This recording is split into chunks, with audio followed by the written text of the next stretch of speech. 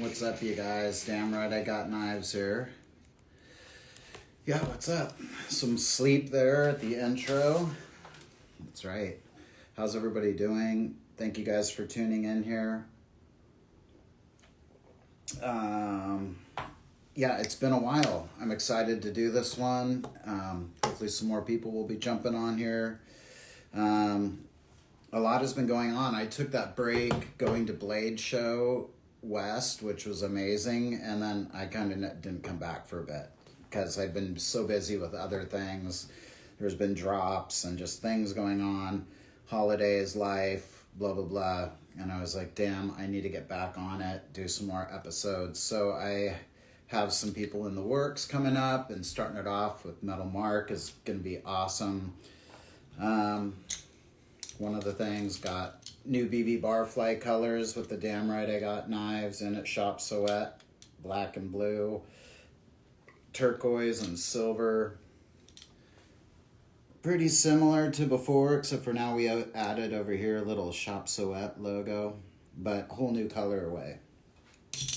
I got one of these from Artsy Flips, the Wave. Actually a cool trainer. It's pretty slippery. That's the one thing. But that you can make that sharp is cool. The blade shape is cool. I like a little weight at the end there. It's very similar to the Wallop in the sense of made by the same people, same quality, which is not that great. But for what it is and for the price, it's cool. I think it's both the options of this or the Wallop are a great starting place for people that want something for 60, 75 bucks, whatever it is. These are cool. I like this one. I also have the JK, but one I really like for a trainer is my, what is it, Serpent Striker, yeah, with the tuning forks. I can hear it. And then, of course, I got my new Cerrone. That also has been keeping me busy. I've been enjoying the heck out of this. So also with another thing to note is my collection, I think it's an even 50 now. I have all 50 live blades in my collection right now.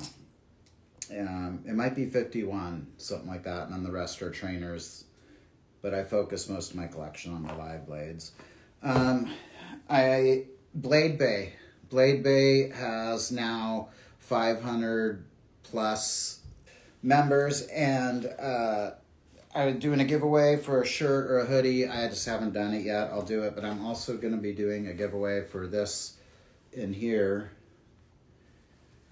just because it's that time to do a giveaway. You know, there's many reasons to do a giveaway, and I'll be doing that soon as well. Yeah, all right, so here we are. Let's get Metal Mark on here and start this interview.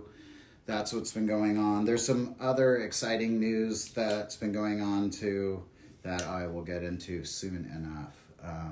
But yeah, all right, let's get Mark on here and I'll shut up. Should work. Yes. How's it going? Pretty good. How are you? Doing well, thank you. It's good to see you out there. Good to see you as well. Yeah. Looks like you got everything baby kind of right. centered in here, right? Sorry? I think I got everything kind of centered in here, right? That looks really good. Yeah. I mean, with these lives and camera quality, you never know. It's hard. It's kind of hard with the cat too because he's not having the shoe idea. He told me to put the shoe down to put the phone in there. Oh, yeah. He instantly gravitated towards it, and that's not going to happen right now because he's right where it should be. Of course, like mess with whatever setup you have going on, right? Right, exactly. Exactly. I might be able to sneak it in behind him here, but we'll try. Yeah. Well, I don't think you'd have a camera lens big enough if you put everything up there, huh? Oh, no, I actually have to, we'll do a shot here of everything. I've got to actually get all the way over to the back of the room here. Oh yeah. And I mean, we go over that other wall too. So, you know, kind of coming in here, we'll start out down at the bottom. These are the all the trainers in Squid Industries. Yeah. And Vicks, you got all kinds there. Oh yeah. So I can't see it, so it might not be in frame here. And next row up, is that too high? What's your most commonly used trainer? I mean, we're jumping right in here, but when you use a trainer, what do you like to gravitate towards? I like the gliders. I do like the new gliders that have came out. Those are pretty nice. Actually, the NRBs are not a real boys. Uh-huh. Those are very nice. I like those as well. And of course, the Squid Industries. I enjoy the Kraken and then the Nautilus on those. What is that one that's down there that looks like the Bowie with the holes in it? Of the trainers. I don't know if it's a Bowie. Maybe it's a Kukri. Let's see here. Well, we've got, which side was that one right there? That Kukri looking Tanto-y one to the right there with the 2 holes in it. Oh, this is Vicks. Is that his Vicks? Next to that. Next to this one right here?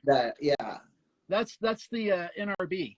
Oh, that is an NRB. Okay. That's the which one is this? I can't remember. The Nemesis.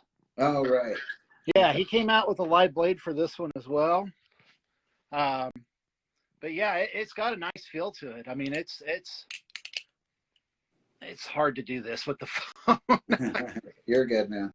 But yeah, I mean, I take trainers and stuff with me to work, and throughout the night, kind of play with them and whatnot. The one I actually probably I carry with me every day is going to be one of the Palatheus backlines. This pink one. Ah. And like I said, I can't really see the deal. I saw it. Yeah, that was one of those. Yeah. Yeah, the pink one right there. Yeah. I've got 2 of those pink ones. There's one that I actually carry with me every day in a case that's out on my. I've got a little mat area out there with everything that I kind of take with me to work, and that's one of them. Nice. But yeah, I mean, we can. The other one is the JK. Oh, I don't. Is that the Orca trainer? Yeah, this one like this. Exactly. Yeah.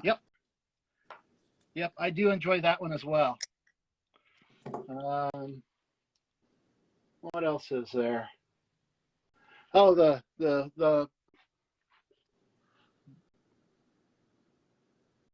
Jerry Holmes up there. Yeah. The different Prodigies. That's all the Rhapsody, and then the 3 the mod A, B, and C are all, and these are up pretty high. I'm a tall guy, so if that I mean, you can see on the wall there how high up this shit goes. Yeah. But those trainers are the tolerances are really good on them. I like the way they feel. They I mean, they're real nice.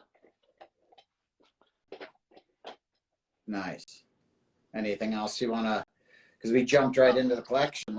If you want to keep going, you're welcome to. Yeah. Another one of the interesting trainers is the spasm fingers, the heron. Oh yeah. Yeah, it's got these little weights on the bottom of it here that you can change out to different weights. Oh yeah. Mm-hmm. Yeah, that's pretty cool. And what other? That one's pretty interesting. I mean, on trainers, like I said, mostly I really like the NRBs, the gliders, and those homes probably, yeah. The pails as well.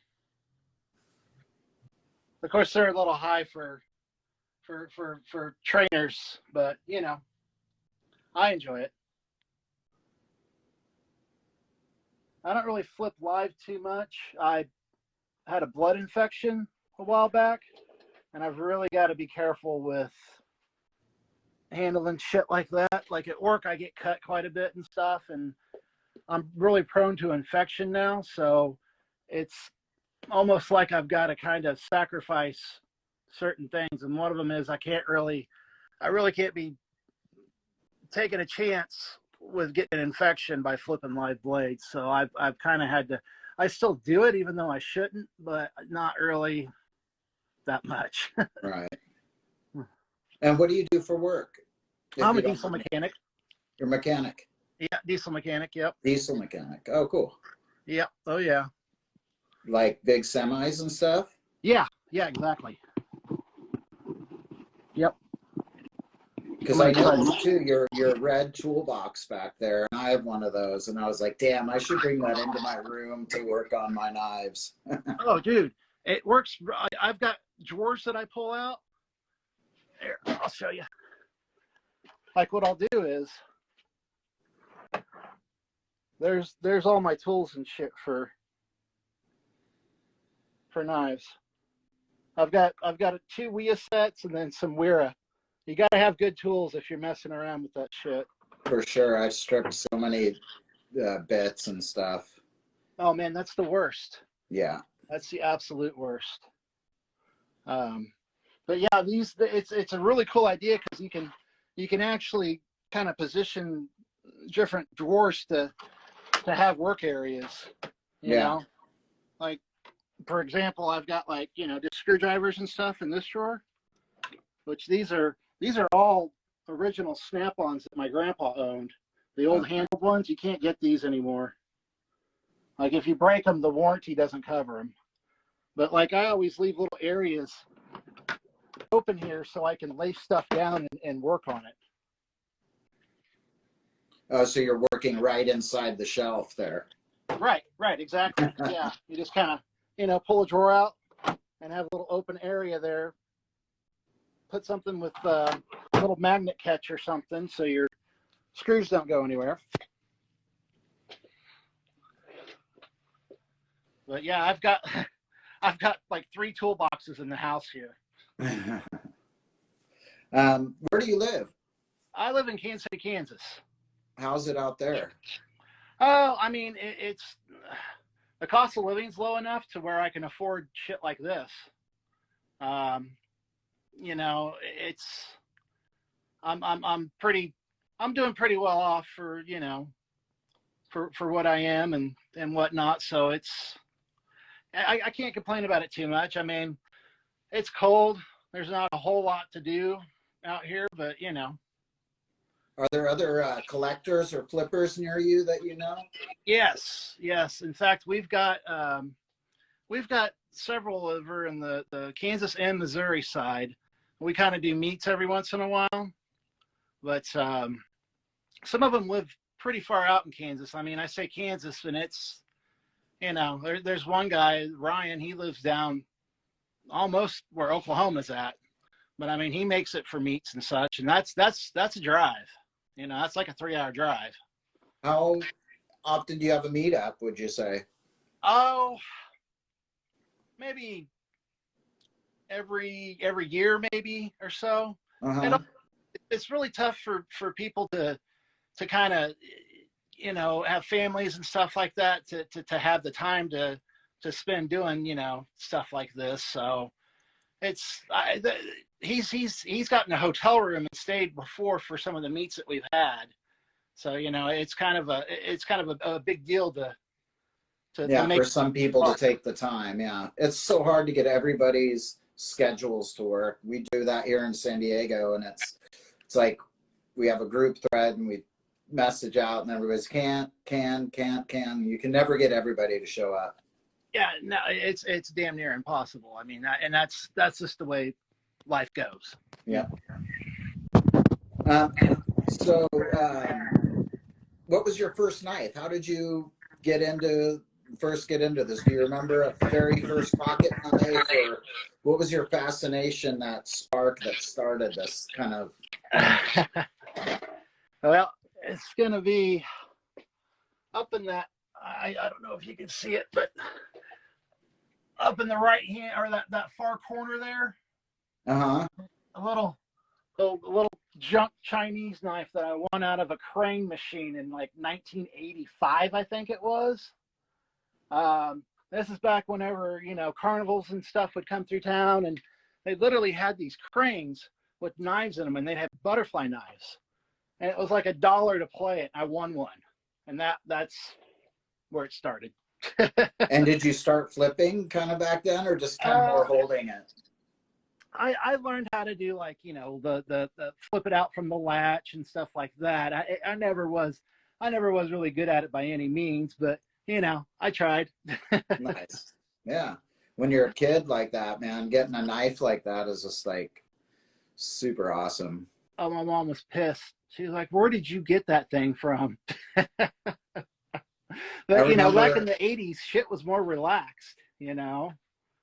I remember I was really into throwing knives in my garage as a kid, and I would put these cardboard boxes up and huck knives into the cardboard boxes, but I missed and threw it right through my dad's what is called a pachinko machine. It's kind of like I know what that is. Yep. Broke the glass on the thing, shattered glass everywhere. Oh. My dad came home from work. Oh man, I was fucked. Mm-hmm. I had well, in Chinese stars. I had a, like, oh yeah, you know, at those fairs and stuff, you could get that shit all day long. Oh yeah, those now they're illegal. They're illegal to even own now. Yeah, but they kind of used to sell them before they made them illegal, which was kind of like you could get them in certain places. All of a sudden, you're like, I have a couple throwing stars, even though they're supposed to be illegal. Right. Yeah. I as a kid, I had a bunch of them. That's what surprised me whenever I started reading the laws on the stuff, especially in the state of Kansas. State of Kansas, you can carry anything. I mean, there's no limitations as far as, you know, what you can and can't carry. And yeah. I was very fascinated by that. And that's kind of what actually got me more into Balisong and stuff was whenever I found out that you could carry stuff like this, that it was like, oh, well, yeah, I'm definitely going to buy more of these, you know, and I just would buy another and kind of check it out. And that's how it kind of grew into what it is now. Yeah, not and here in Cali, man, you can't, you know, it's a different thing, but you do what you leave them at home, you do what you do. But I still carry one in my bag with me, live blade. You know, I kind of, it's like, just don't do anything too stupid in the wrong places. But right. I mean, I was at somebody told me about this liquor store that sells knives, crazy knives, and I was like, okay, so I drove by there. This was maybe a few months ago. They had this knife that pushed open and 5 blades came out. I'm like, that's how the hell are you selling that at a liquor store here in like California? I loved it. It was awesome. That's insane. And see, I enjoy oddball stuff like that. Like I have more than just the butterfly knives. Like I've got out the fronts and, you know, some of the side flippers and some fixed blades, karambits, you know, different type firing mechanism knives. Like, you know, I mostly carry out the fronts. Like right. My 2 go-to knives that I carry always on the weekends, one of these 2 will be either the Microtech Hellhound blade. Yeah. That's a killer blade.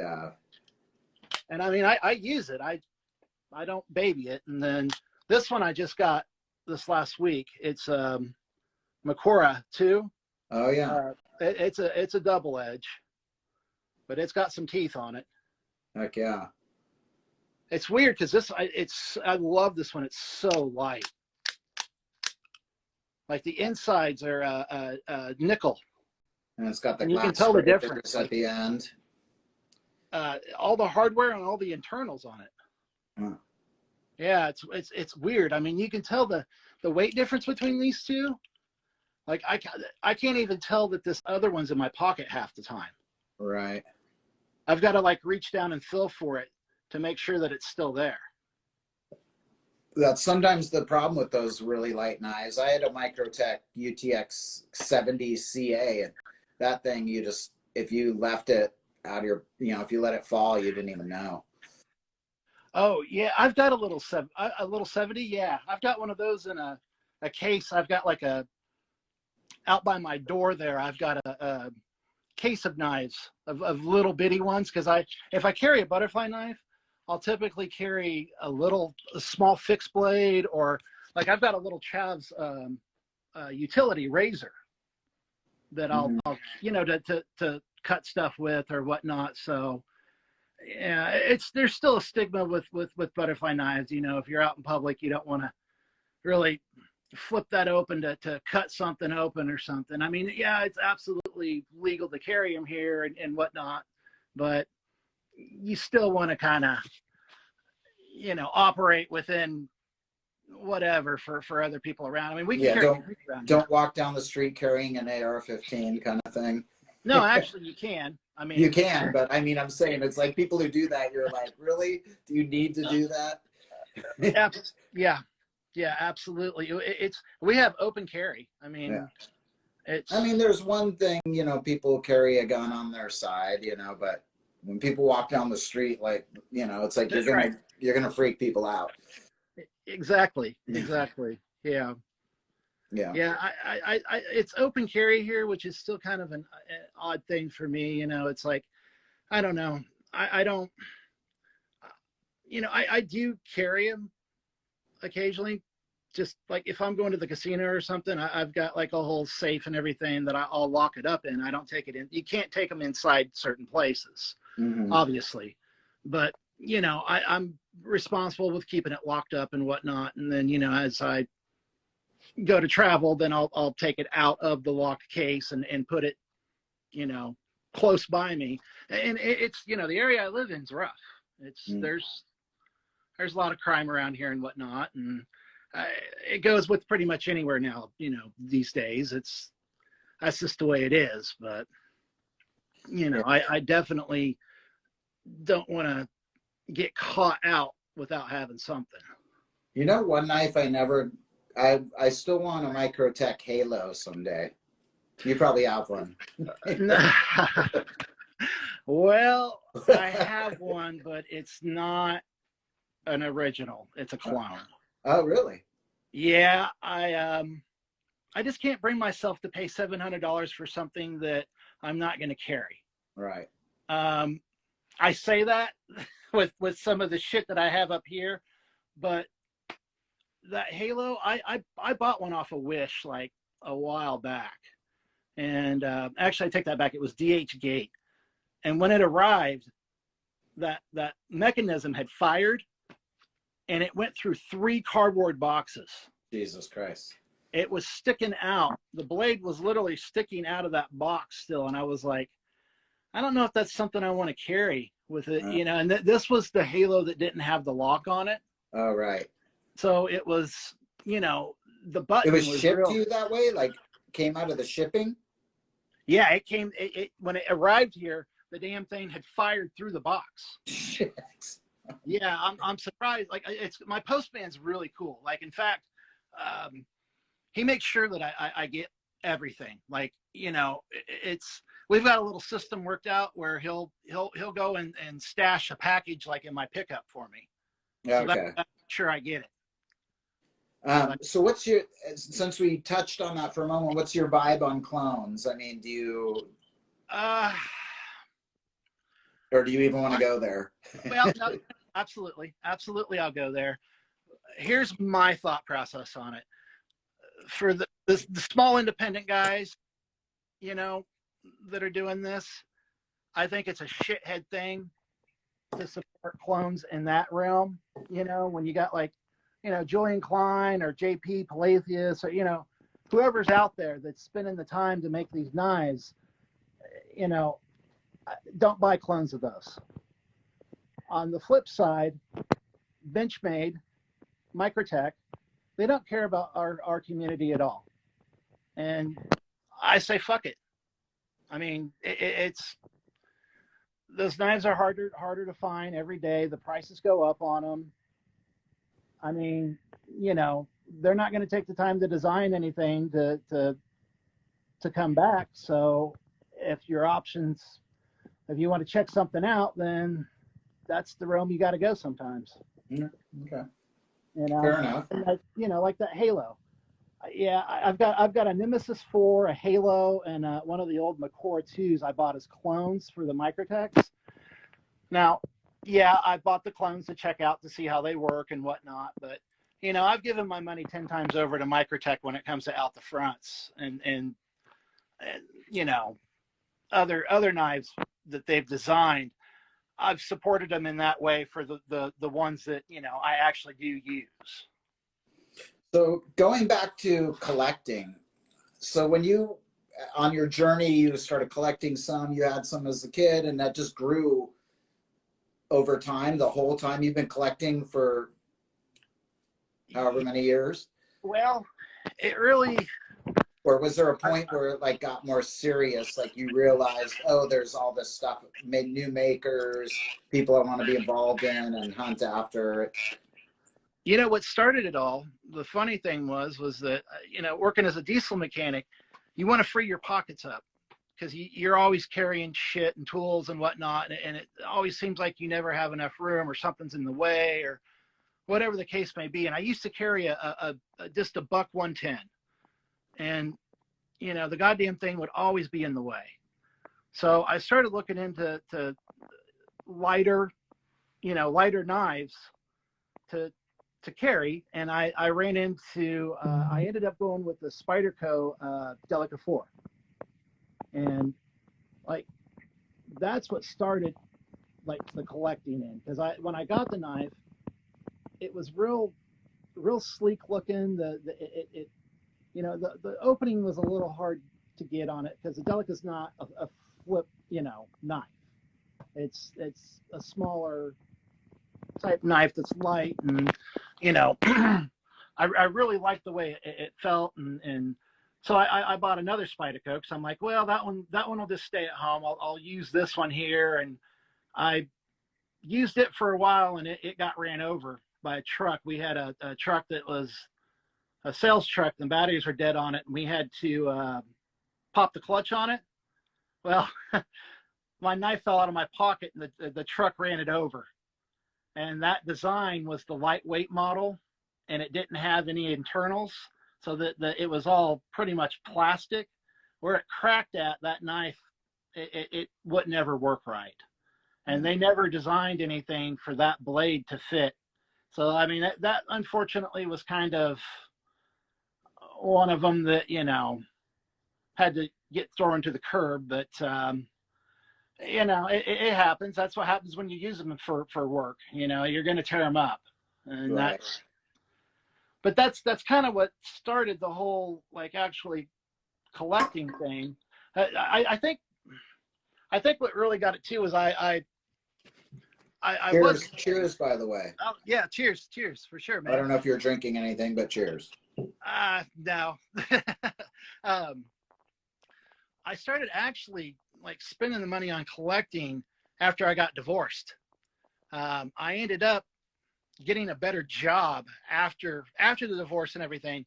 I ended up getting a better job that paid a whole lot more money and paid for my insurance and everything. And I noticed I had a lot more funds to kind of play with. And that's when I really started collecting knives. I guess I've kind of had the collector's itch on a lot of things. I mean, I can go through this house and dig up stuff like, you know, you sell records at your shop. Yeah. I was a DJ for like 15 years. I had a room that was dedicated to just records. Like I had over to 8,000 records for LPs. Crazy, yeah. I would love to Yeah. see that. Yeah. Oh yeah. It's dwindled down to, I don't know how many I got now, but it's dwindled down quite a bit. Did you sell records to buy knives or things like that sometimes? Uh, Not necessarily. I kind of the whole transition of the collecting knives and whatnot was I would already sold a big chunk of the records. Because I'd quit DJing. I quit DJing because I quit drinking and stuff like that. Like I just couldn't.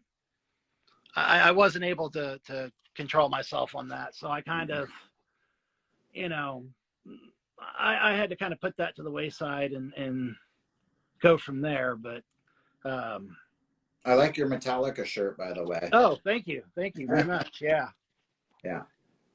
yeah. But that's I mean, the whole collecting bug. I think that was, I would travel to other cities, and this was before you could download stuff on the internet and whatnot. Really, when you had to buy music to DJ, records and whatever, you had to have that physical media. Yeah. So, I would travel and go to like, New York or San Francisco or LA or, Chicago even, there's a couple record stores there, Denver, Earwax Records. That's a whole thing. I'm a record collector too. I have a room right over there full of records. Well, not full, but I have always had vinyl in my life, for sure. Oh yeah. So yeah. Opening a store, it just made sense. Okay, yeah, I'll sell records. It's, I that was one thing I was gonna do was I had actually had it hammered out to have a store open to sell records. I ran a music venue here in Kansas City. It was an all ages music venue. I did like booking, promoting, and nice. And managed shows and whatnot, and it was a lot of fun. And one of the things in my head was to open a shop there, like a little coffee shop, and have a record shop as well. And unfortunately, it all kind of fell through, but I was almost there. I almost had it. That's kind of what we have going on. Records, knives. Regulations. They're opening a coffee shop right next door to us right now. Well, we are the building that we're in is. So, yeah, gotta supply them with drinks and food. Oh yeah, for sure. It seems like you mostly collect. You don't sell a lot, right? No, I sure don't. Yeah, you only collect. I don't really sell anything. There's never a time where you're like, I have these extra knives I got in this. I'm just gonna get rid of them, clear out some space. No, I never think like that. I grew up poor, so like it's like everything that I buy, I work my ass off for, and I can't. It's really hard for me to let stuff go. Fair enough. Man. So you collect records, knives. What do you collect? Anything else? Cars or?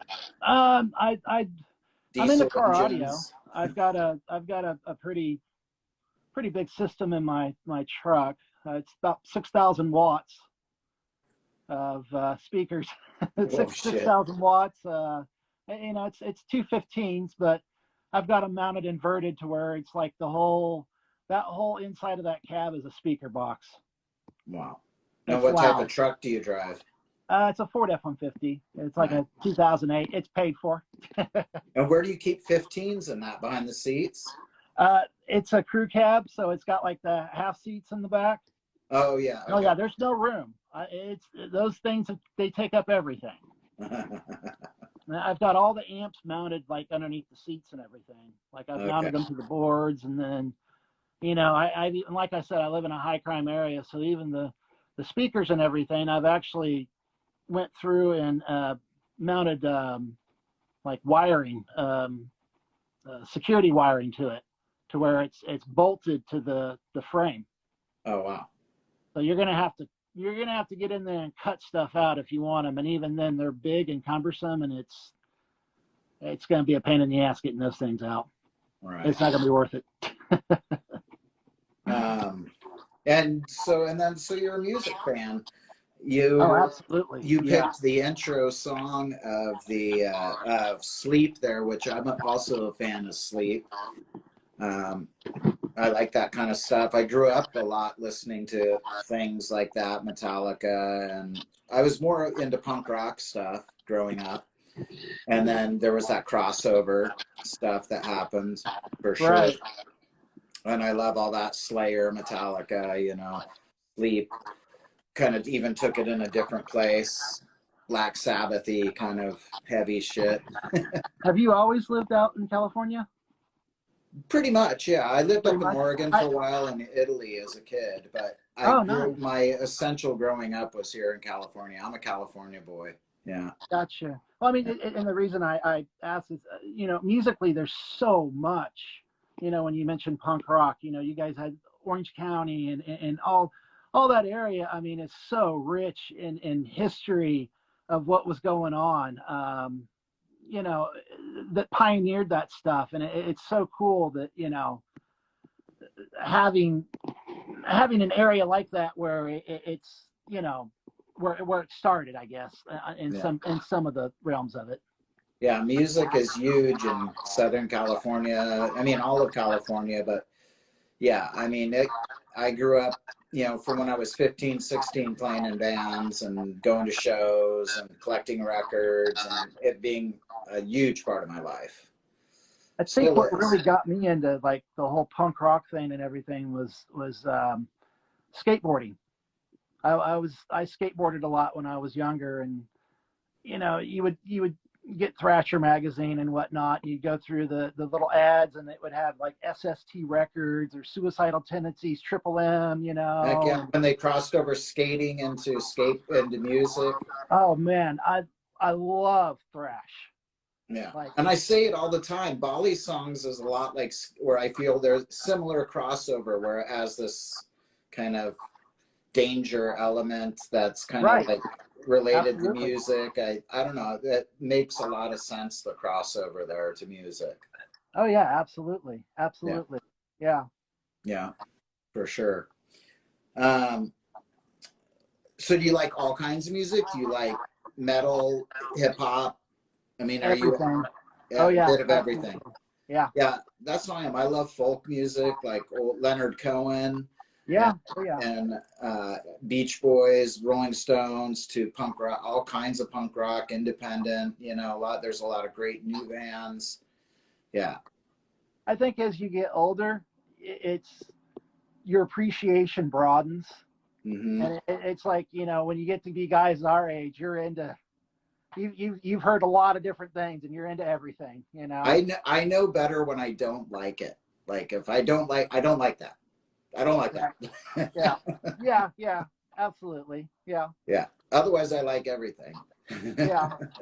But I don't like I can that. agree there. Um, so we took a look at some of your knives there. What's some notable brands? I mean, or companies, makers that you like to collect. I know you collect a lot of Ryeworks. You've done that artwork with Ryeworks images. You're famous for your butt plug collection of the Ryeworks stuff, the Balisongs. You got so much interesting, fun stuff, and I think that's a lot of what I like about your content too. Is that you put baby in there, you make it fun. Your posts are kind of fun. You have a good personality, and that's when I first started kind of taking note of you from Instagram and just noticing your comments and then looking at your posts. You get a picture of somebody's life, of what they find interesting, what they collect, what characters are in their life, like their cat or whatever. So I don't know where I'm going with this question. It turned into more of like a description of your Instagram, but let's look at some of your knife collection and what brings you to liking those different knives and things that appeal to you in your collection that are highlights, maybe. Gotcha. For sure. Yeah. There's several that I'm going to point out. Of course, um, the Palatheus knives. JP is JP's local. He lives fairly close to me, about a half hour away. So it's nice that I actually have. He actually comes out and delivers them to me. He'll come hang out and whatnot, and you know, pet the baby. Nice, as awesome. You have to do I when you love come that. over. That's killer. That's great. But you know, I love his knives. They're you know, it's handcrafted. You know, it takes a little extra time to grind those blades and everything. So I mean, I appreciate all the time and effort that's put into those. And you know, it's the Ryeworks knives, of course. I absolutely love those. I started collecting the Omis, and I mean it's out of control. I mean, we start with those, and it goes all the way over to the Konos and the Gauze. Wow. But I started buying those.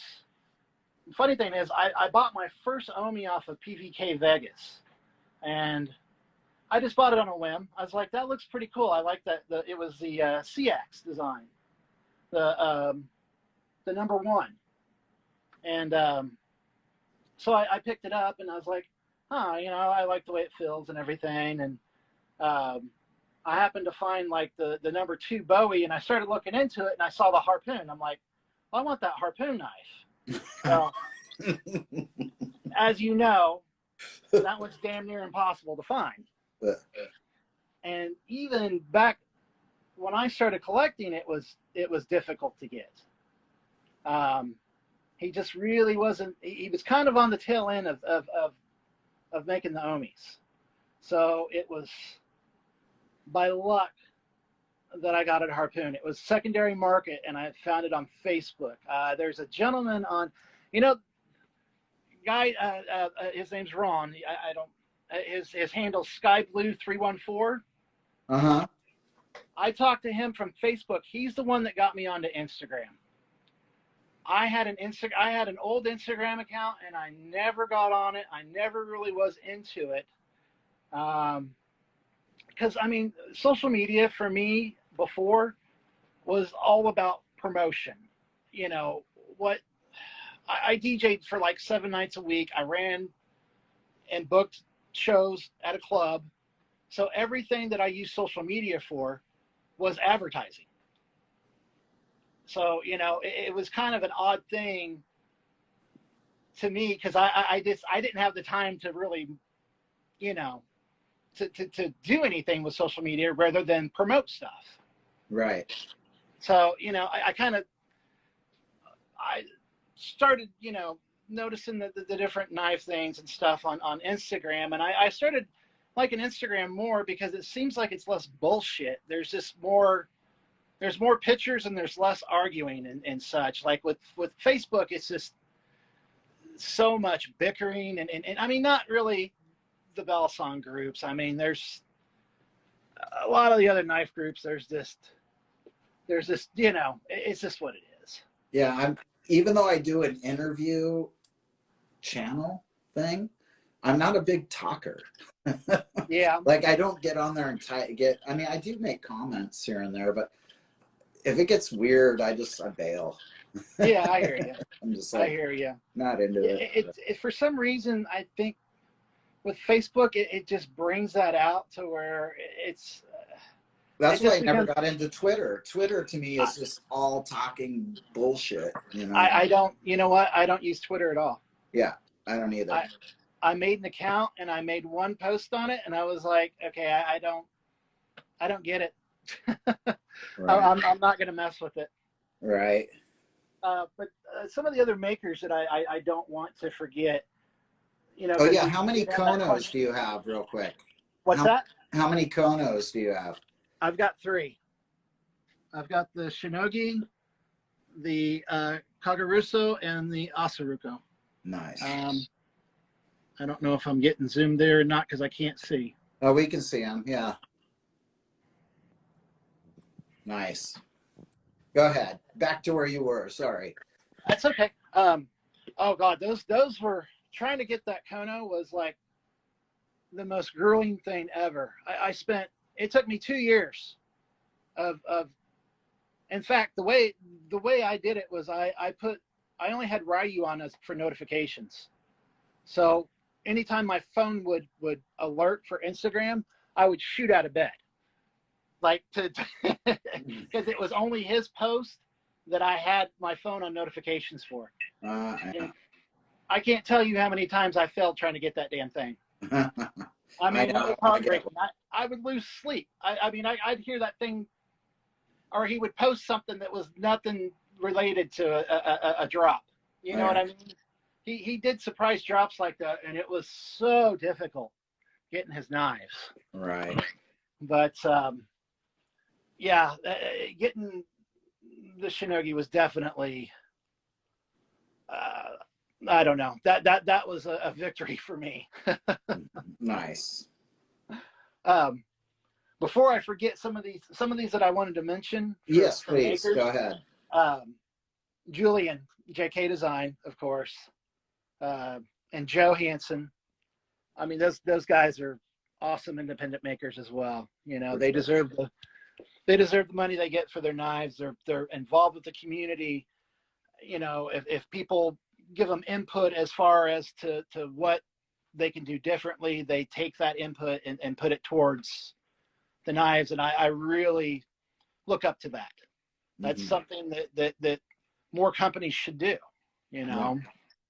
And you know, like like I said, with the Benchmades and the Microtech and stuff like that, they've got no interest in it. They don't care. You know, as far as what they're concerned, it's bottom down. You know, the dollar on their profits, and it's, you know, they're making their money in other places. Right. You know, even though there is a market for Balisong, I mean, there's no doubt about that. But other makers, Dante. Can you show us your JK stuff up close? Yeah, sure can. And the Joseph Hansen, that shelf. Yep. There we start aim out. Down a little. You're aiming wrong. Oh shoot. There you go. Absolutely. There you go.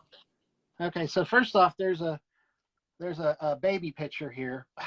Damn, I can't get that. That's a him chasing the Monarch. The Monarch is the Joe and Julian's. Right. Yeah. And then we've got the trainer, the Orca. I just got an embargo actually. He had that Black Friday 20% off, and I snagged a Maker's Choice embargo. But let's see here. The Light Tech. That Light Tech's interesting. That Light Tech, I asked him to make look like his dog Winter. And if you look at it closely, it's the jeweling on it, or the hardware's got blue anodized for the eyes of the husky. Oh yeah. Yeah, I think huskies are beautiful dogs. I love the ivory handles. I had one like that was the David Bowie one, but my friend Jeff has it now. Okay. Yeah, I like your Emissary too. I have an Emissary Bowie. Yeah, those are, I really like he did all sorts of different blade designs for that. Yeah. And that it really caught my eye when I first saw those. And I mean, now you can't hardly even find them. Oh no, they're hard to find. The Bowie one I have, there's only 3 of them or something. Yeah. Oh yeah. Yeah, I don't know how many is there, but also this Solo is fairly new that I got. I like it. Oh yeah, the blue. That's Joe's Solo. Yeah. Yeah. That's one that he designed on his own. Then it looks like you have a PDN there. Yes, indeed. The pudding, the Turbo Jackalope, and that was actually machined by Julian. That's why it's close in the Julian section there.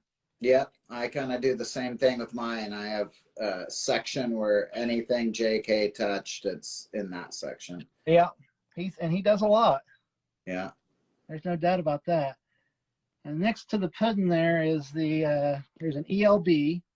Uh-huh. And then there's the two Dante concepts. And then there's the EX11 and the Sentinel. And then these What Daryl symphony Ralphs. blade shape do you have? Which one now? The Sentinel? Symphony? Oh, I've got the Tonto and the Scimitar. Oh, okay. Nice. Let's see here. Yeah, I see him now. Yeah, it's real hard for me to do this.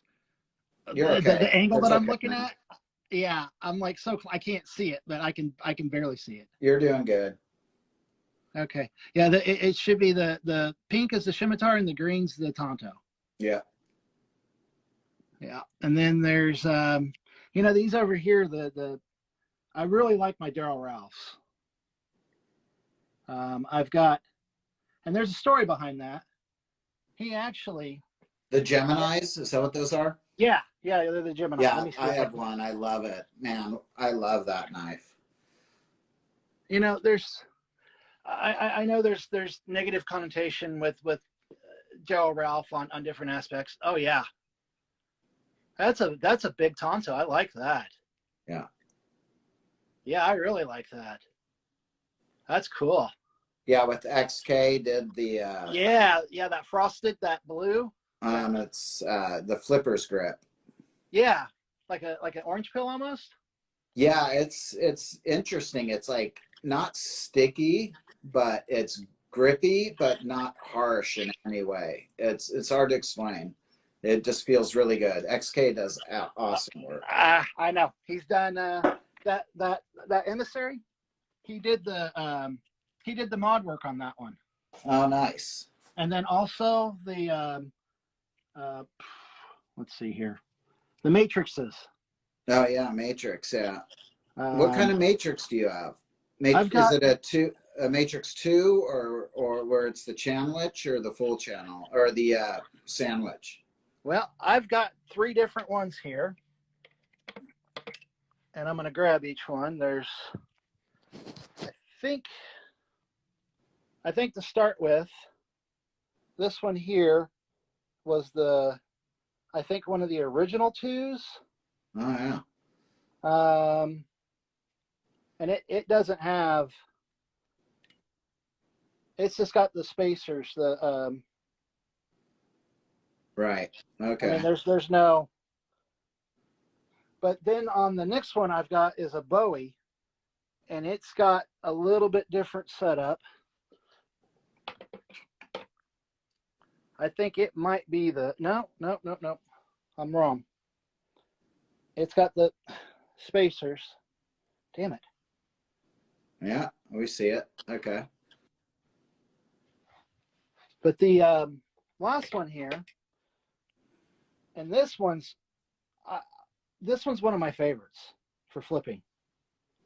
It's the leaf blade or the dagger. Uh-huh. And it's got the channelage. It's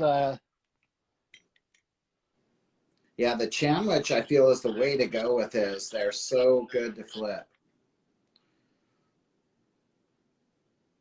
Yeah, this thing it oh god, it feels so nice. I mean, it's real smooth. I like the weight on it. It's I don't know. This one's mine. This is my channelage one. Oh yeah. But with the Tanto, you got the yeah. I do like that big ass Tonto. Yeah. It's pretty thin, smaller blade too, so it's not like incredibly heavy and big and like the other ones are, the other Tanto. This is more low profile. I really like it. Yeah, not to. I don't know if you've read anything recently, but apparently Jay has went AWOL again. Uh-oh. And he's got stuff where people's got money and stuff, and he's went completely AWOL. Uh-oh. I didn't know that. Yeah, I you know, when I got to that section, I was like, do I want to bring this up? And think, I think it needs to be said. I mean, as a community, I'm very quick. I'm very quick to point stuff out. When it comes to some shit where somebody's going to lose money or I don't agree with something, I'm real quick and I don't care if people hate me for it or not, but I'm real quick to voice my opinion on, you know, to try to prevent people from getting ripped off. Yeah. Which, you know, in my experience with Jay has always been positive. Yeah. But in retrospect, there's people with knives right now, are with people without knives that have spent money. Yeah. You know, I think it should be pointed out. You know, it sucks. Yeah, I mean, yeah, I don't know. He's like I said, he's always, when I only bought this one knife from him, he was great to me. But right. I've heard so many stories, and I've seen posts where he's kind of on the edge. Yeah. You know. Yeah. So I do wish him well. I hope he figures it out, and absolutely. I hope everybody gets their money back, or absolutely gets what they put their money in. I mean, I don't know. You got to have a really good reason to go MIA and not respond to people, and you got to. Running my own business, you got to respond to people if they message you, and sometimes there's a legitimate thing going on where you just didn't get in touch because there was no more information to give, or, you know, situations arise, and you got to be able to deal with that in a responsible way. Right. Yeah, absolutely. Yeah. Yeah. Because I that's one thing too. Like Cerrone and I recently had to learn the hard way, where like sometimes doing pre-orders and promising people something by a certain date is really difficult. Yeah. So now I'm kind of getting into this whole thing is like, I don't like pre-orders at all. Like pre-orders just create issues with friends, customers, whatever, where you're like, feel like you're, you know, 4 months has gone by and you have no answer for them. Is kind of a shitty feeling. Right. Yeah. I guess it's not fun. Right. I understand. I understand exactly what you're saying. But they all get cleared up. That's the thing. Yeah. Yeah. Yep. You know, you try your best. So at least, like, you know, I haven't managed to screw anybody over for a knife yet. That's that's not that I'm aware of. And it's I don't think that by any means that I think Jay's just he's not necessarily, his intentions weren't to do that to begin with. I think shit just kind of spiraled out of control, and he's in a bad spot now. I mean, some people have a hard time dealing with that stuff, where or knowing the right way to deal with it. You know, right. A lot of it is mental, like, you know, issues, you know, depression, all kinds of things. So, I mean, some of it's understandable to some degree. Absolutely. That's what else you got for us? Of course, I really love the Forest and Integrated Designs. Oh, he changed his name, didn't he? I believe. The Telesto. Yes. Yes. Great knife. Yes, I've got bigger hands, and I like the size. Yeah, I'm not always a fan of really long Balisongs, but this knife is so damn fun to flip, and light still. It's perfect. It's perfect size on the handles for me. I love how simple it is. There's so many good things about this knife. You know, there really is. Oh yeah. I was kind of looking. I kept catching the corner of my eye, and I was like, I've got to mention that. I can't. Totally. I can't look past that without, you know, giving him a shout out, because it's and you know what I like about Forrest too? He's a really good example of a young maker that's had his pitfalls and had complications within the community or whatever, but I think he's continuing to try and uh, grow as a young maker. You know, I mean, this knife is fantastic. I think he's doing the best he can to fulfill the orders for people to communicate the best Yeah, way. It's really hard to keep everybody happy in the community when you're a maker like it's that. near impossible. Yeah. You know? But, you know, I think Forrest has his heart in the right place and Of course, of is course. doing a great job in He does making a the killer Balisong for he sure. does the live feeds where like he'll be, you know, building stuff or it's kind of cool doing that to show, you know, he's involved with people that buying the stuff, and Dude, it's he had a video of him sharpening my knife. Like he went live sharpening this knife, or I think it was this exact knife. And he sat there for hours sharpening one knife. It was like, yeah. and then I got it. It cut the hell out of me, dude. Oh. Sharp knife he does. Like he's not messing around when he sharpens these things. Oh no. Yeah, there's a couple of knives that I have that I actually warn people before they pick up. Yeah. Like one of them is the Gaw, the Weehawk. Yeah. That is a true double edge, and that thing is scary sharp. Yeah.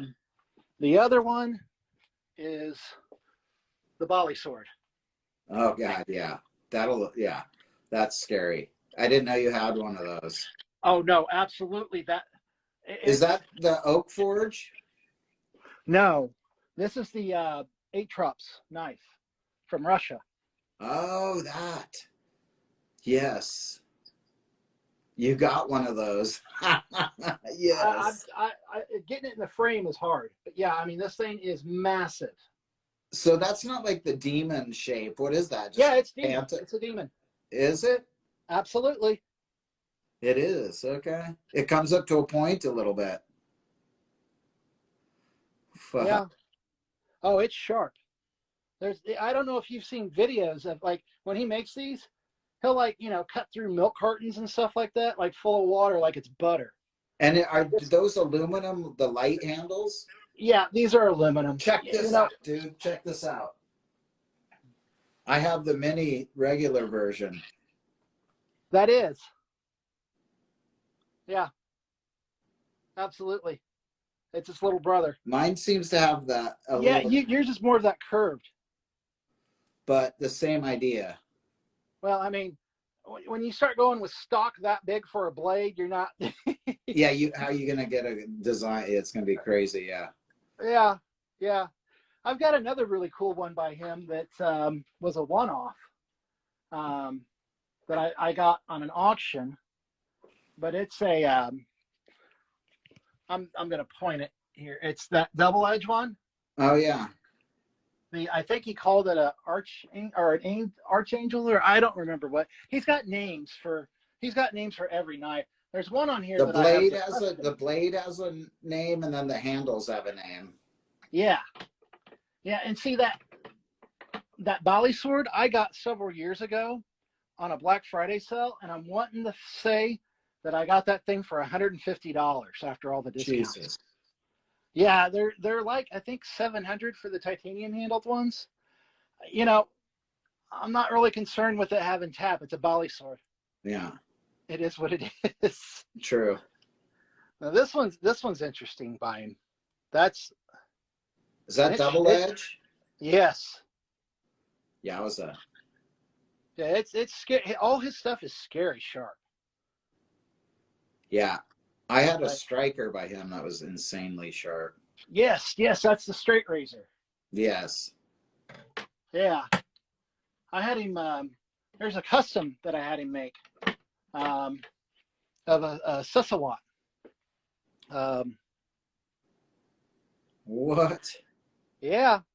That is weird. That looks like a ship or something. Here, let me trying to get the contrast on it. Weird. It's a Filipino style blade. I don't know if you've ever seen the different 29s that came out Uh-huh. that No. were inspired by.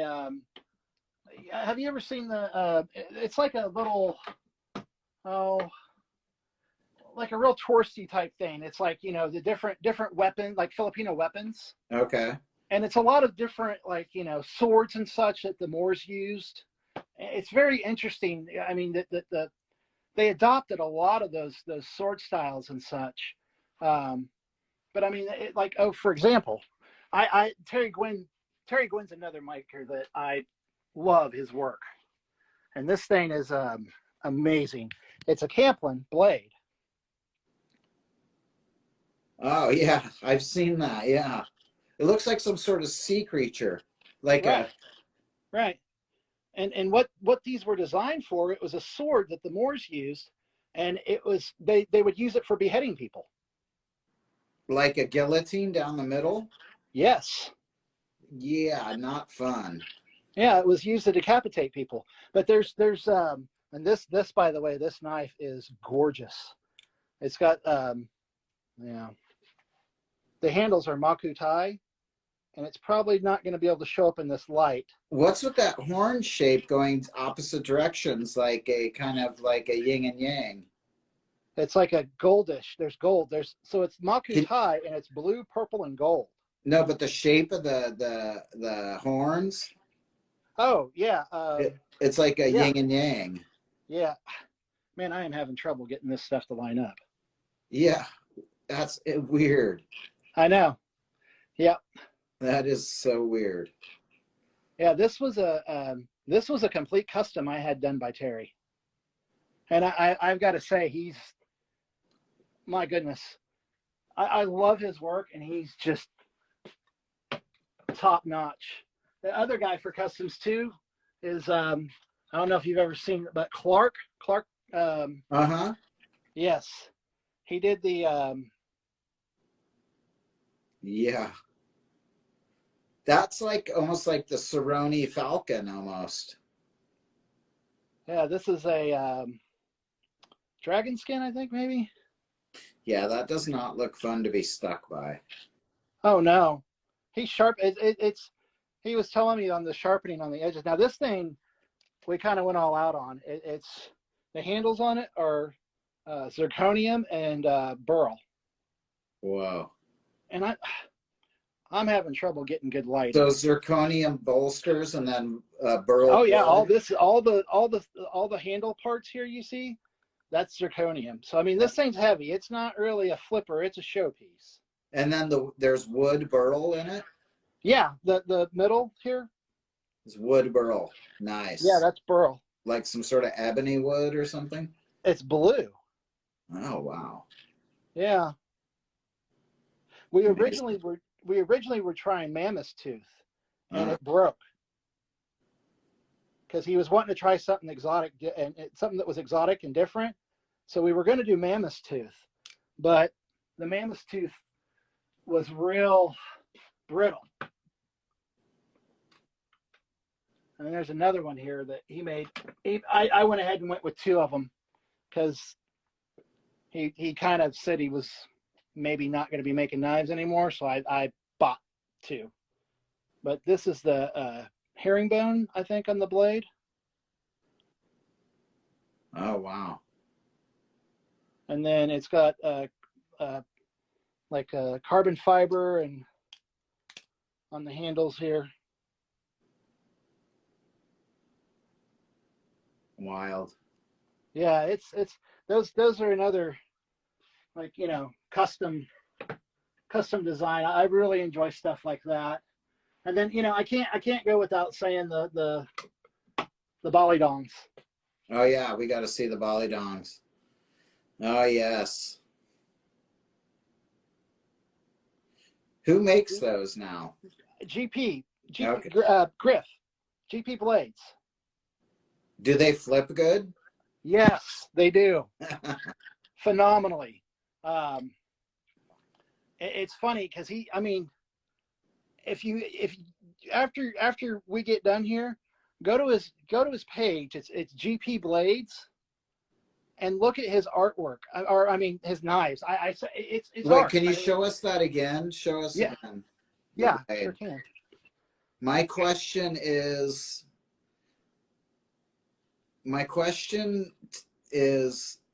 yeah, does there have to be so many veins in that Yeah, penis? that was my. You know what? That was my request. So Because many, like, such big veins in that cock. Oh my oh, God. dude. So the first one that we made was the Kakari, and this was Uh-huh. very just very basic. Yeah. Less veiny. Right. Very aerodynamic, I should say. But And what do you call that? The cockery? yeah, it's a cockery blade. The transactions that we had when I was explaining what I wanted to have done on these was, I mean, it was absolutely hilarious. That's so funny, man. We would giggle like forever. That's so good. I love that. So funny. And then And you that have a started out, butt that was a plug. need. Somebody took a metal, like, I don't know, like a metal cylinder object and made it look like a dick, and they put it on handles, and it was a meme to begin with. And I posted it saying, who would be able to make something like this? And it kind of, I was like, I'm not joking. I'll seriously pay for it. Like, who would do this? I think it's that funny. And it went from there. And then the second rendition, I told him that I wanted it to be more monstrous looking, because he does like a on like the designs on his blades and his handles. There's some that he has, it's like a like teeth, and it looks like it's a jawbone. And there's yeah. oh man, Dirty D has a couple of those, I think, or one of those. Just amazing. Yeah. I mean, the time it takes to do something like that, and it's just. Don't you have a secret hiding place for your butt plugs? Oh yeah, that is behind the picture. And how many of them do you have? 3. One of each size? Yeah, to work yourself into it, right? Yeah, right. Don't start with the big one. It's funny because I take pictures with those and post them in different groups and whatnot all the time. That's hilarious. Oh, did you happen to see the picture of the new one that I just got today? No. Well, oh yeah, which? Okay. Show me. Give me a second, because I've got to reach way up here, and it's next to this sword. That sword. I'm gonna take this. I'm gonna grab my other beer. I'll be right back. All right.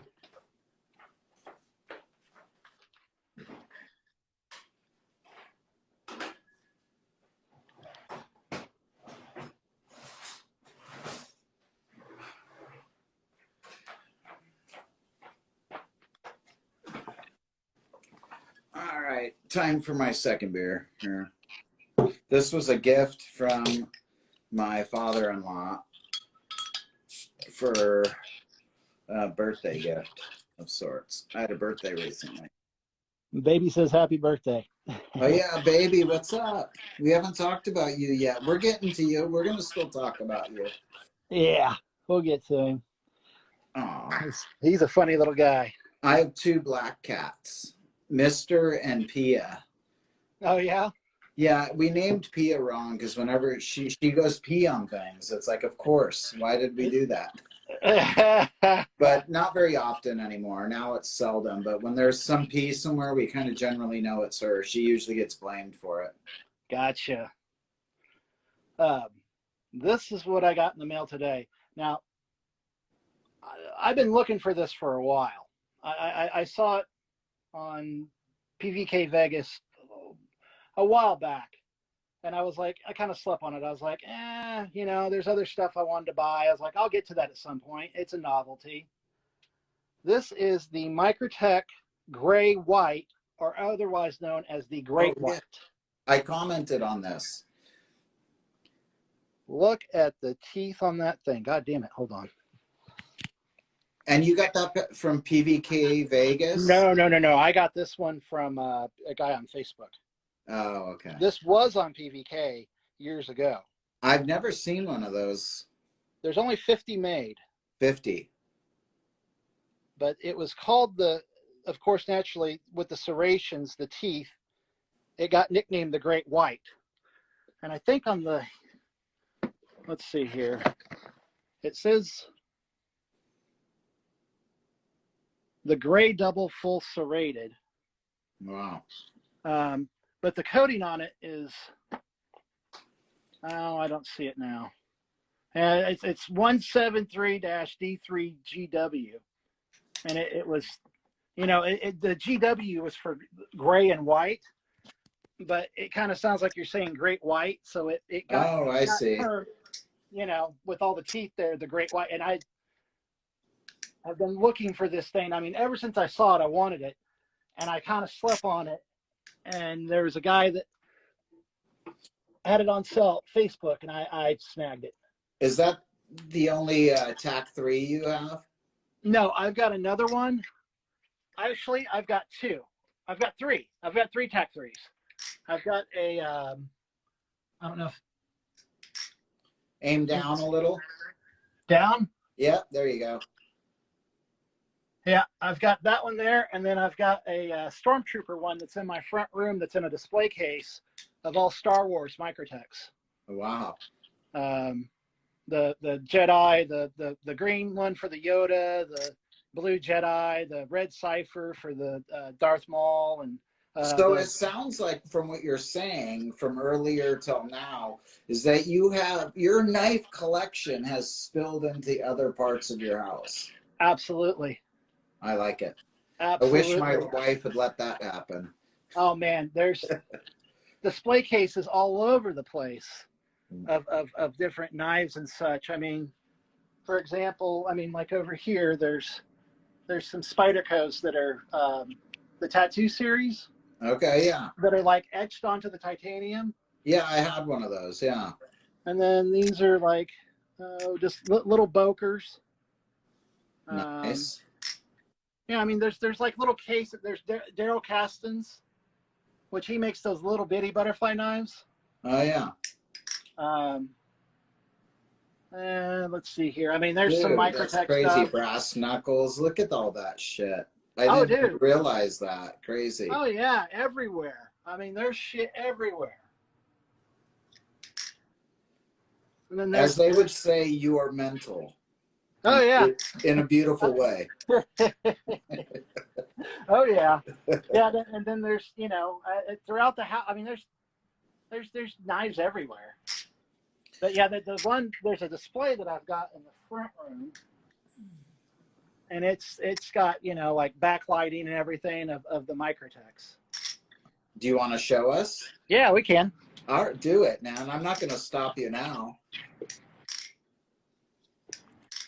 I just don't know if the lighting's good. Oh yeah, that's cool though. That looks so cool. Aim down now. Oh yeah. Very cool. Yeah, it looks it's you can imagine with the backlighting, it does bring a lot to it. Was there an exo set or exo set? Yeah, in there. No, I've got that one that I had for the Boba Fett was a combat Truden. Oh, okay. The big one. It's a Hellhound too. I had one of the Stormtroopers in at the shop, but I sold it.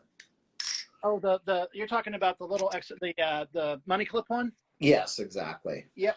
Yeah, I never did get one of those. I like a little. I typically like something that's got a little more blade to it.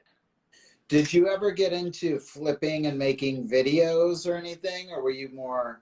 No, I've never been a good flipper to begin with, and I had, like I had a blood infection that damn near killed me back in 2019, and I haven't been right since.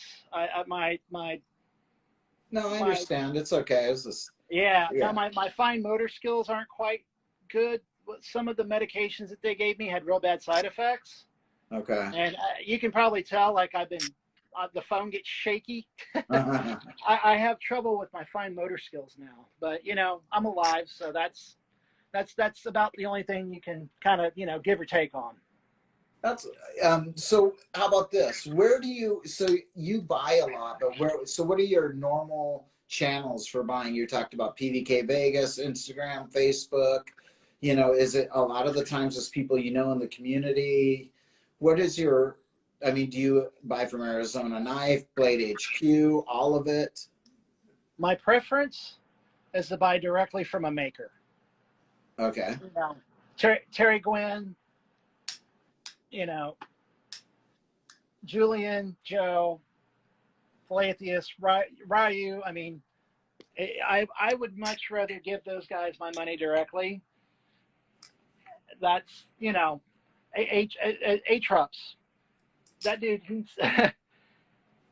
he made like a bunch of knives and gave me a good deal on them too. So here's a question that just dawned on me. Do you have any BRS in your collection? I do, as a matter of fact. Okay, because I was like, what's missing in his collection that I don't see? No. It's over here. Of course you have BRS. Look at that. I think everybody's got to have a BRS. Yeah. I mean, it's kind of a staple. Do you have a Tsunamis and Krakens and all that? I do not have a Tsunami. I've got two Krakens. I've got the Bowie and the Tonto. I've got a V1 Tonto, and then I've got a V2 Bowie. Okay. And then you have any Ceronis? I don't have a Tsunami yet. No, Ceroni. Oh, Ceroni. No, I don't. I love those. Like that. I just saw a double-edged one posted. I mean, absolutely beautiful. Yes. Yeah. Yes, I've looked. I've had my eye on those. It's just. You've probably seen them in my shop. Yes. Oh, I've looked. I window shop. Yeah. And that's I've definitely looked, and I've kind of right now I'm slowing down on buying so much. Like right. I'm kind of tapering off.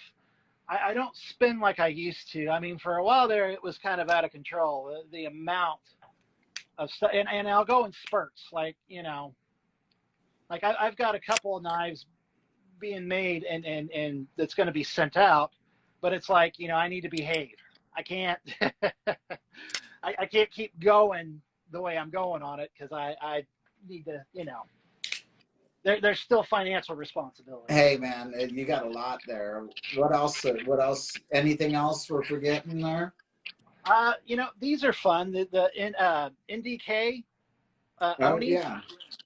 Yeah, it's like that ABS material. It's okay. 3D printed. Yeah. I was meaning to buy one of those sometime, but I haven't.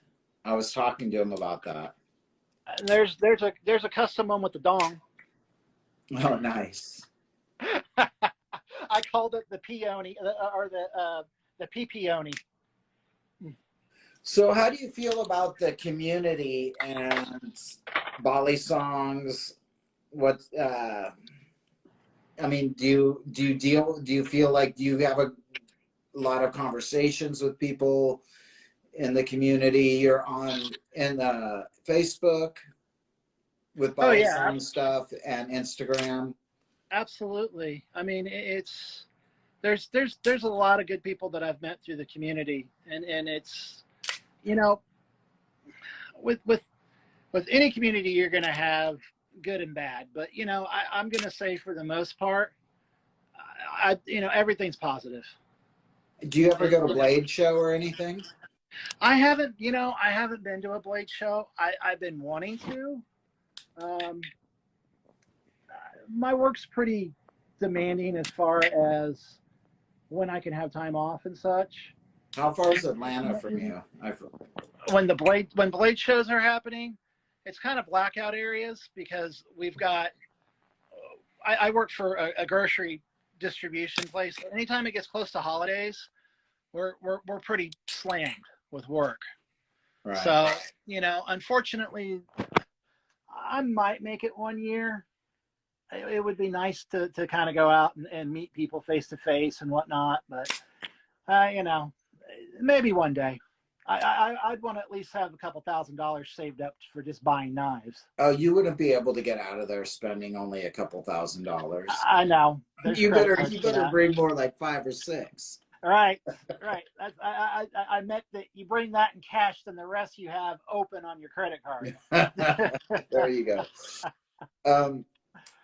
How do you feel about the community and where it's headed? Do you think like the balisong hobby of collecting and flipping, do you think it's growing? I mean, you've seen it grow. It's growing, for sure. For sure, it's growing. Do you think it's going to keep growing? How do you feel about it? At this point right now, I think it is going to continue to grow. I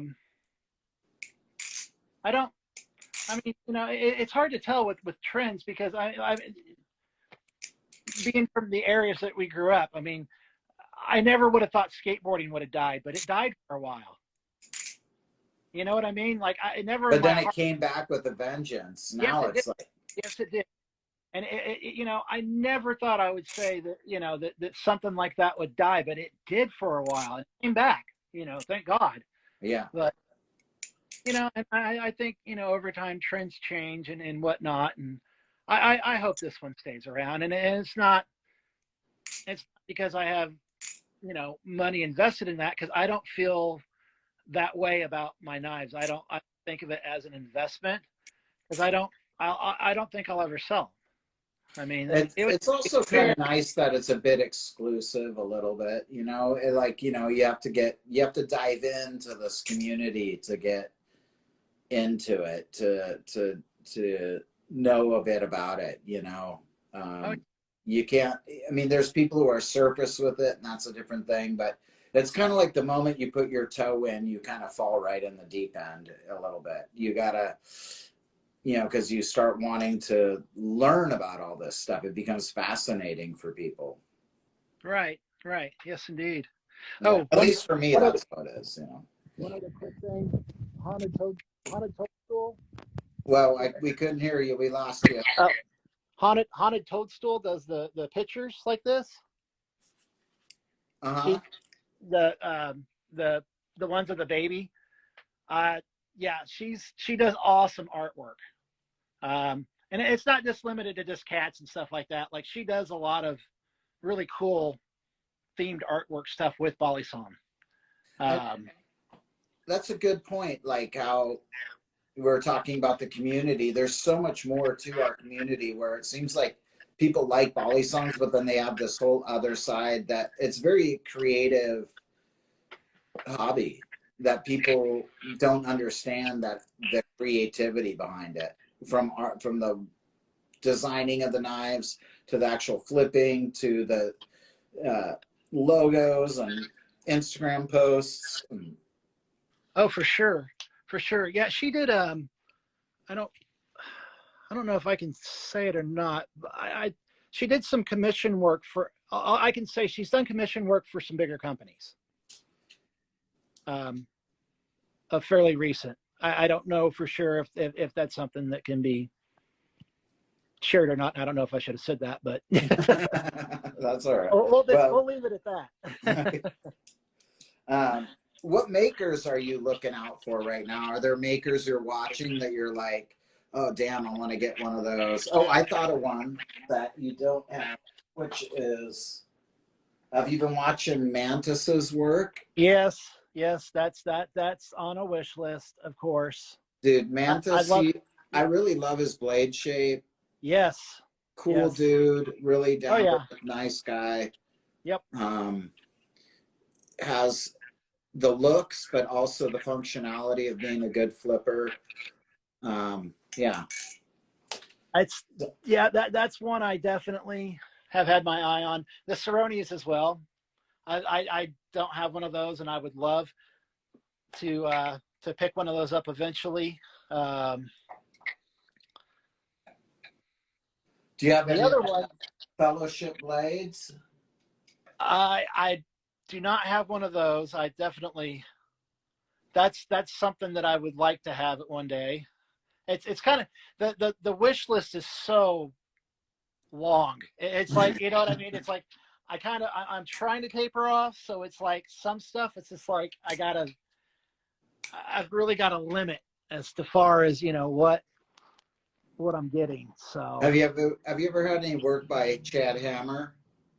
no, I have not. Okay. And I don't know. I like his work. I just know that it's as of recently, it's kind of difficult to get a hold of him, from what I understand. Yeah. Yeah. Um, yeah, I don't have it. I actually I have some scales I think that were made by him that I bought secondhand, but other than that, I don't really Yeah. have He anything. actually has $200 of mine that's supposed to go towards the knife that I put down 6 months ago. Yeah. I'm giving him a chance with this one, you know, a break right now, but I haven't. It's because I've been too busy to like sit there and bug him about it. But we'll leave Well, it at there's that. I know that as of recently, there's been a few people that's had difficulty with contact with him that he had knives or money with, and I mean he made it right. He eventually got them their stuff back. Yeah, I just had where is it? Not so long ago, and it took me making a post about it to get it back. Yeah, yeah. But I did get it eventually, and I do really like the work. You know, it is really nice when you wait it out. You know. Right, And again, right. I think it's one of those things that's nothing personal. I don't think he's trying to like purposely No, rip people off. He's just like, no. you know, busy with other things, and it's hard to always get to it. Well, and speaking of that, I mean, on the flip side, like I said, I'm quick to call out when I see stuff that's bullshit and um, you know, custom maker that had a lot of potential and fucked it all was Guy Knapp Designs. Uh-huh. He had that he put out the one of the BRS mutants. Actually, he made two mutants. He made the Alpha Beast and then that replicant, I believe it was. But you know, I had sent him some DDR handles for a reblade, and you know, contact started getting less and less, and I just kind of had a bad feeling about it. And I, you know, his communication started getting bigger and bigger gaps, and you know, I started talking to other people and that had knives with him, and I'm like, I would try to get those back if I was you, you know. And it was shortly after. I mean, he went completely AWOL, Yeah. and you know, it's I don't know. That's a shame when shit like that happens. It's, you know, people losing money and some of those knives are irreplaceable. Like, you know, there was a lot of them he was doing 29s, or he took 29s as payment. You know, Chris Olson hasn't made a knife in years, and he won't either now. I mean, he's an electrician, and Yeah, I think getting pre-orders and doing things before the work is done is really dangerous for business. yeah, absolutely, Yeah, I'm absolutely. kind of like I mentioned earlier, less and less into that. Like, I don't want to be paid until I've done what I need to do. You need a down payment sometimes to make sure the other party is serious about purchase. Right, right. So there is that. But yeah, you know, I think pre-orders are tricky. What do They you are. what do you do for like maintenance? And obviously you got your whole toolbox behind you, but do you get into the different oils and the different lubes and yeah. Honestly, I don't really do that much. There's not. I mean, it's humid here, but I keep the temperature at an even level inside for the cat. It's like 70 degrees at all times in here. Uh, So, it doesn't, I don't really go two balls out on maintenance. Now, do I have the different oils and such? Yeah, I do. I'll oil stuff up when it needs to be, but I don't go overboard with it. yeah. I mean, I think a lot of people who are flipping all the time too, outdoors, they're Right. using a Right. lot more of it. Oh yeah. Yeah, for sure. For sure. What sort of content do you enjoy? Like, are you watching a lot of YouTube? Do you watch movies? I mean, content, I mean, anything from live shows. Do you go out to see concerts? Do you watch movies? Do you watch YouTube, Instagram, TikTok? Where do you find your enjoyment?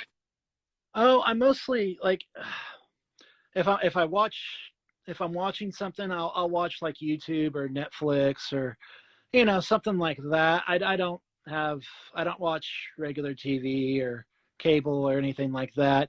I'll rent movies occasionally or and like with the social media stuff, I try not to overly spend time on it. Like I try to do what I can to give people the love and support that they deserve. And I love watching James Hill flip or Red Edge or like a lot of those guys that are grinding and doing amazing flipping videos. I'm always going to stop by and give them a baby approves because and that's when I say that the whole way that came up was whenever I'd come home from work, I'd take a shower and everything, and I would sit down in my chair, and the cat hops up on my lap, and I start looking through the social media stuff whenever I sit down. My job's pretty dangerous, so it's not like I can really, when I'm at work, my phone's in my box. I don't really mess with it too much. So, when I get home, that's when I kind of take the time to look through stuff and whatnot. And it's either before work or after work. And he's always on my lap sitting there and we watch. It's funny. He watches it.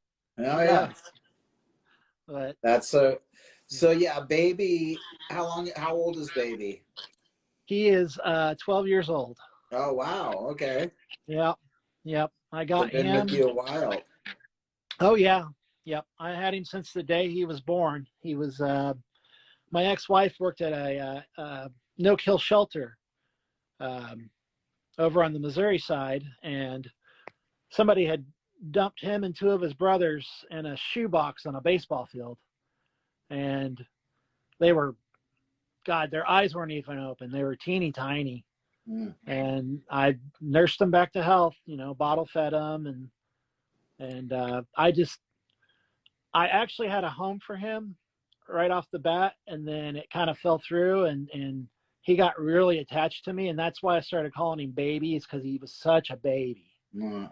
Whenever the runt went to another home, like he latched onto me so hard.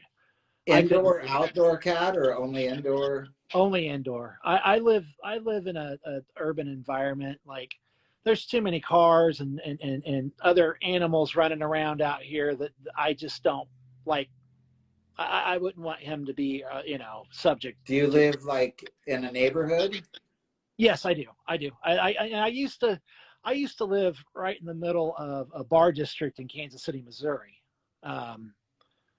years ago, like right a block away from the bar district. And I DJ'd at like, Jesus, just about every bar that was in that little area I DJ'd at. Like I DJ'd for 7 nights a week there for a while.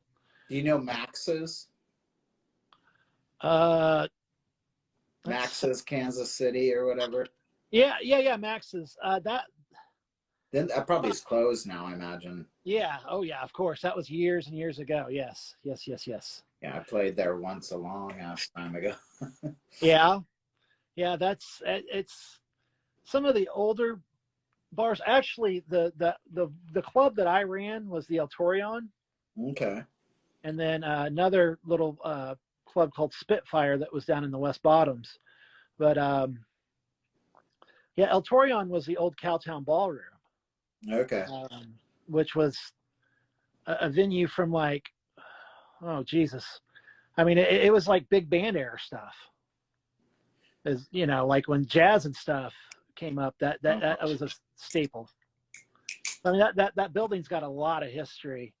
There's a lot of big acts that came through, like back in the '60s and stuff. Like Janis Joplin played there.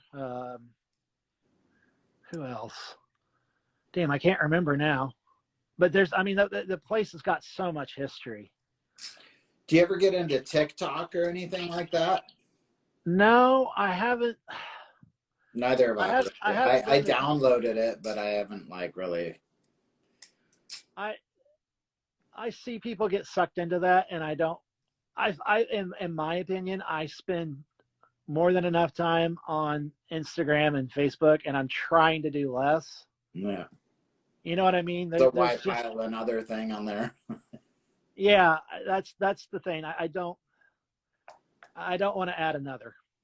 I'm content with what I have. In fact, you know, it's just like, I don't know. It becomes burdensome when you have to you know what I mean? It becomes a routine that you have to check this, and you have to, you know, it's like I get home and I check my email first because that's the most important, you know, to see if anything that's important in that realm. And then, you know, okay, well, next I'll go through social media and check that stuff. And my wife likes to say things like, I love Instagram more than her. Yeah. Things like that. It's like, well, I'm going to state it here. I don't love Instagram more than my wife. Right. But it's also, I mean, we kind of touched on it earlier. You're also using Instagram as a vehicle for a commercial aspect, as far as it's partly work. I tell my wife that it helps promote our store, and absolutely. it's part of this thing. And that's, you know, whenever I started using social media like MySpace and stuff like that, it was strictly for promoting stuff, you know, shows that I had coming up, or DJ gigs, or whatever the case may be. That it was always plugging something, and that's kind of in my mind what social media was. So it was kind of weird. But you also have fun doing it. That's the cool aspect. It's like, this kind of thing to me is fun. I enjoy it. Like, or I wouldn't be doing it. Like, if this wasn't entertaining and interesting to me, I wouldn't be here. Right. Exactly. And I think that's once I kind of shifted modes over to the hobby aspect of social media, is whenever I finally kind of was able to grasp where to go with it. You know what I mean? It was rather than it become too much, you know, of a burden, because whenever you're hammering shit out and promoting stuff, and it's just like, you know, it's like it's work.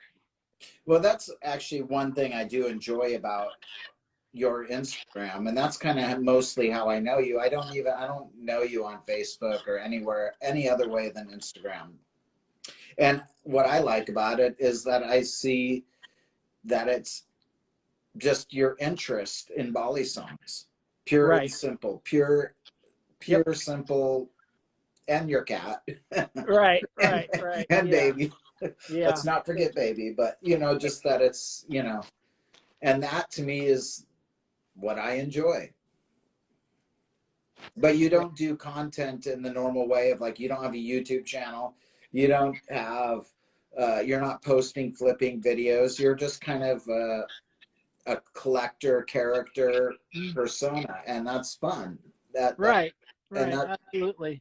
Yeah, I try to really just keep it on a positive level, and you know, like I said, when there's stuff that I feel needs to be called out, I'll definitely do that. And I think, you know, unfortunately,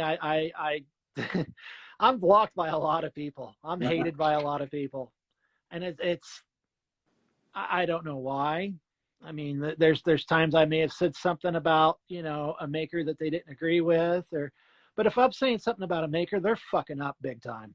No. Because I support small businesses, and you know, these guys out here that are grinding, I'm going to support the hell out of them. You know, when I order knives from these guys, I always give them extra money because I think they deserve it. Right. You know what I mean? You know, that's if I say something bad about somebody, they're really fucking up. That's all there is to it. Because I don't want to take the time out of my day to do that. For this last question, I wrote something here that I kind of had to rewrite. So, do you feel that the interest in balisongs and flipping and all that is filling a void for us in the community? In some ways, I feel that about myself at times, and I question it. Like, is it because it's often mistaken of like violence or self-harm, danger, blah, blah, blah, covering a deeper issue. Do you see that in the community or yourself? Do you see that, or is it just fun? I just find it fun personally, but I also think sometimes like, where did this collecting and flipping thing come from in my life? And why are we all into this? Why is everybody so into? Do you feel that there's a hidden reason that we're all into these knives? When I see a butterfly knife, I find it beautiful, like a butterfly.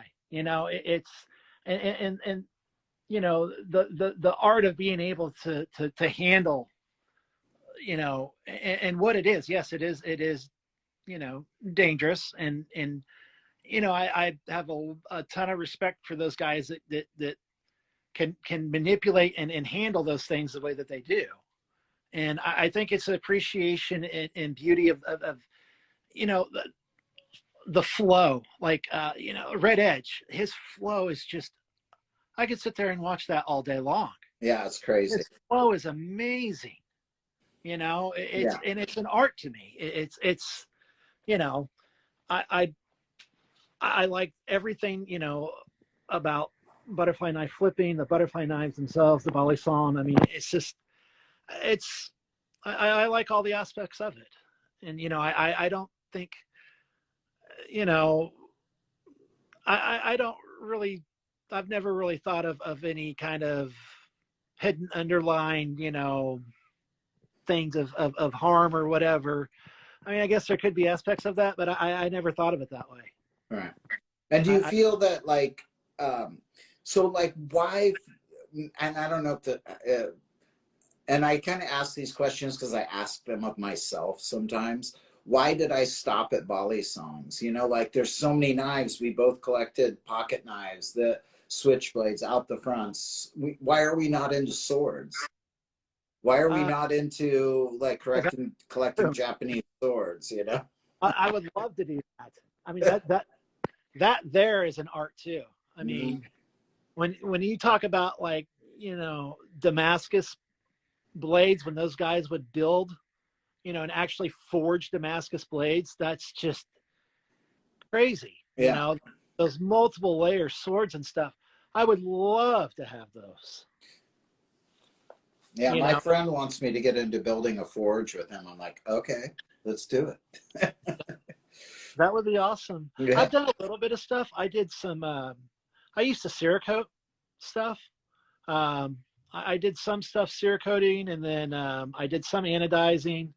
I mean, nothing on a level to where I would feel comfortable somebody sending me their stuff by any means.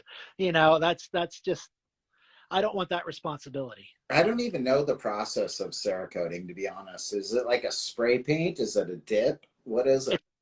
It's a paint. It's a powder coating. Yes, exactly. It kind of mist. It's a very fine misted application. It's like a high volume, low pressure. Okay. In fact, like I didn't even buy the expensive setups. I would just literally buy like a Harbor Freight HVLP setup, and you could use it a few times and then it would get clogged. All right. But I mean, it's better than taking the gamble on spending $200-300 on an Iwata and then it being clogged. You know, it's that Cerakote's a different animal, and it you know, it's So you very can't just difficult. take a spray paint can, and like, shh. No, no, no. It ain't gonna work. No, no, Send it back to not the at all. customer. Yeah, there was I did some airbrushing with it, and like, oh man, it was hell on that stuff. Oh, You know, because I mean, when you're talking real fine misting and stuff like that, like there's there's one on here that I was experimenting with the different spray patterns and whatnot, and you know, this thing actually, it was a you know, I Jersey Devils, the I posted on there for a little while, uh-huh. and you know, again, I kind of tapered off from it, but they had a knife making contest every year, and it was a Halloween themed one. And I made this one, and I didn't make the knife, I didn't forge it. And that wasn't a part of the thing. You didn't have to forge the knife. You could, you know, do a design. So I Cerakoted it, and Nice. damn it. So I'm awful at this. Um, you can see the blood splatters on it. Oh yeah. Like there's multiple, you know, there's lots of layers on it, and then I used a like a gauze for the handle, and then I made a lanyard of doll hair and teeth. Huh. But yeah, I mean, it was. I think I don't remember. I think I got second place, maybe. The guy that won the first place, he put a lot of work into his, and I honestly, without you know me actually doing any kind of tooling or anything, just painting, I felt like the other guys probably, you know, Hey, I put in thought of more work. something. Your Kodak wall. What's up with your Kodak wall? Yes, yes, yes, yes. Okay, so the paint on the wall is a Kodak gray, and the reason I did that was for pictures. With black and white pictures, it creates a neutral, that gray. Okay. So yeah, there's it's an actual, there's a color if you go to, like, you know, Home Depot and stuff. Now, when I first painted this wall, keep in mind it wasn't the animal that it is now. Like, this all progressed into to a whole out of control fucking thing. But before that, it was like little display cases. It would be like here and then down here, and it kind of, you know, it had a whole flow to it. And what I would do is whenever I would take something out, I would hold it up against that wall, and then, or I originally bought these right here, these little stands. These are picture frame stands from Okay. IKEA. And what I originally did was I would have one little setup here with the mirror for the knife to be taken a picture of. So Right. you'd have the backdrop of the wall, and then you could, you know, stick the knife there and you could take a picture of it. And it was kind of like, you know, for just to take a picture of. Well, then it grew into this whole thing. So do you have anybody ever, and this is a funny question, do you have anybody ever like walk into your house that has no idea what you do and then just look around and think like you're Jeffrey Dahmer or something, and they Uh, should get the hell out of there as quick as possible? no, no, no, no. But for the most part, if people are coming over, they're coming over to flip these. Now, Yeah. uh, like any of my friends that, you know, have stuck around me, I used to be really fucking wild. So you have And like a pizza delivery person, like, oh shit. oh yeah, yeah, yeah, yeah, there's okay. So yeah, there was one time I had I have to use a CPAP machine, and they came over and delivered it. And the guy like kind of looks up at the wall and he goes, "Oh, you like knives?" I'm like, yeah, I sure do. Yeah, man, my shop is located. I don't know if you know this, but our shop is also like the check-in to our Airbnb hotel. Uh-huh. We have like an Airbnb 24-room unit place that we manage, but it's also the check-in is at our shop.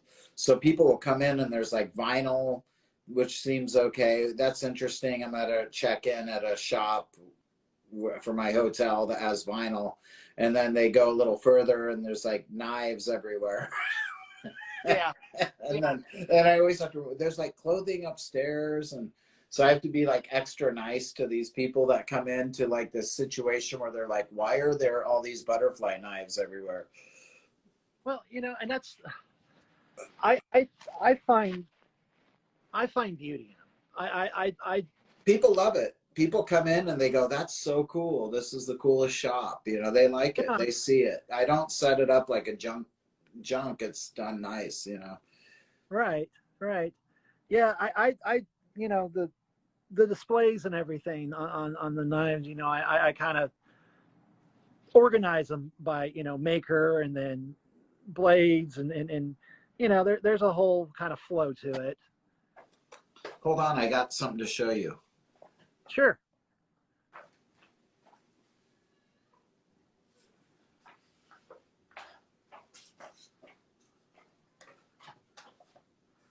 Ah, that's a big kitty. That's Mister. Mister. He's not Whoa. too stoked right now. He'll be He's a okay. big snuggle bug, isn't he? Oh yeah, he's meowing right now. Oh, Mister's the sweet one. yeah, he is sweet. All right, all right. Oh, I hear him.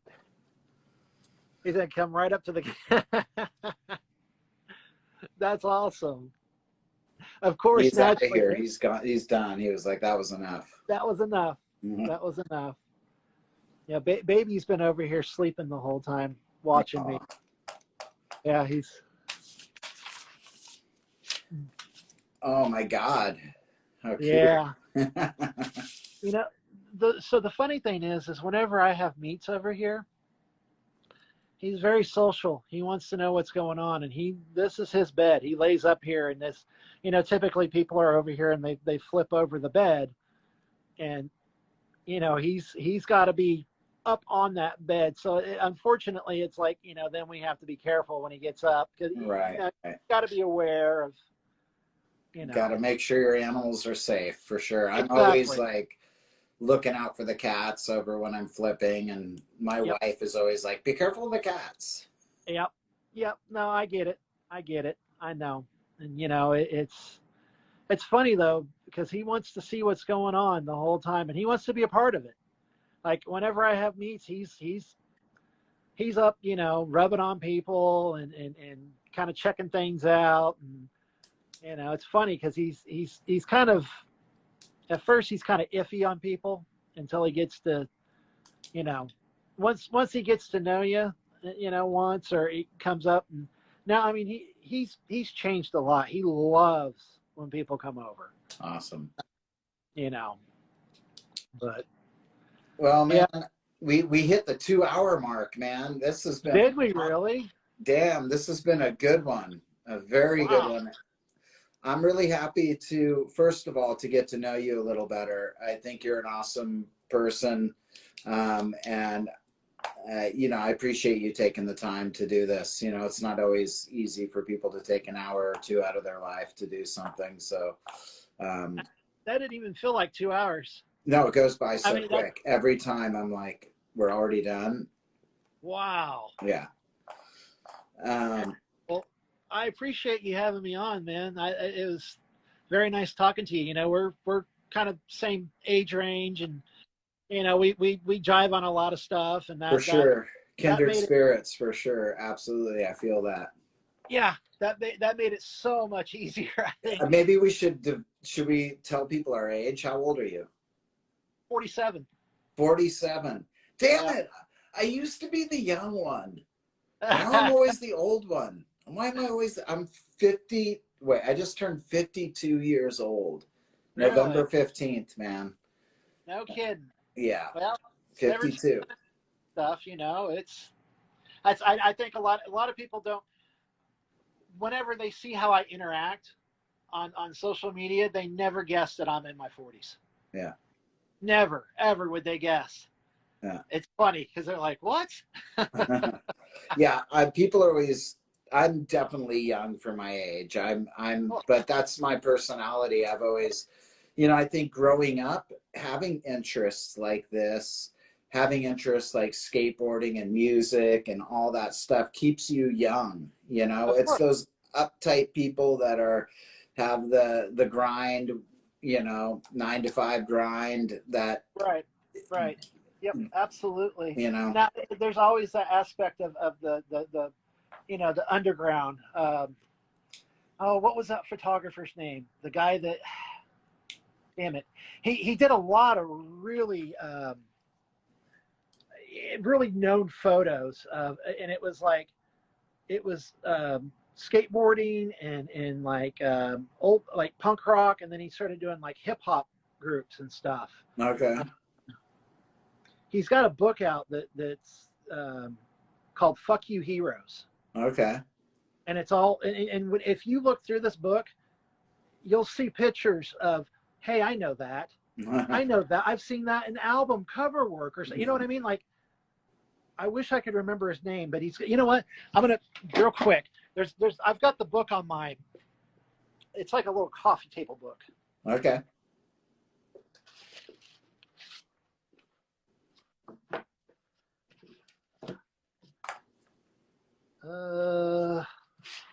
Damn it.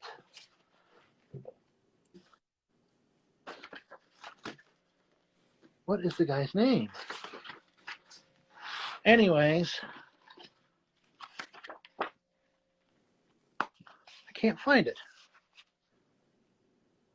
This other book is called "Fuck This Book," and it's all like pictures that he took. But if you saw the guys, like especially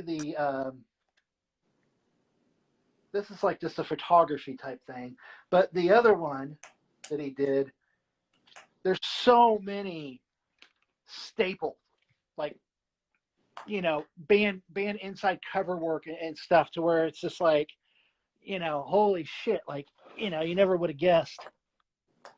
And I wish I could find it. Oh, I found it. Did you ever find yourself in San Diego? It's been a long time since I've been out that way. Well, if you ever do, hit me up. I would love to hang out. Glenn Friedman.